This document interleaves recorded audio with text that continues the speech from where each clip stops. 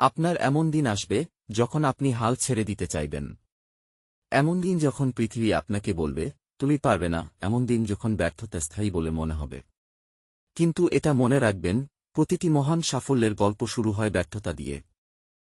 Edison আলোর bulb আবিষ্কার করার আগে 10,000 বার ব্যর্থ হয়েছিলেন। কে রাউলিংকে বারটি প্রকাশক প্রত্যাখ্যান করেছিলেন। মাইকেল জর্ডান তার ক্যারিয়ারে 9,000-এরও বেশি শট মিস করেছিলেন। কিন্তু তারা কখনো হাল ছাড়েননি, করা বন্ধ করেন।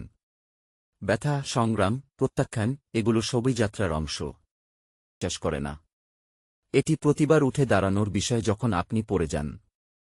তাই যখন জীবন আপনাকে নিচে ফেলে, তখন নিচেই থাকবেন না, উঠে দাঁড়ান, লড়াই চালিয়ে যান, বিশ্বাস রাখুন, এগিয়ে যান।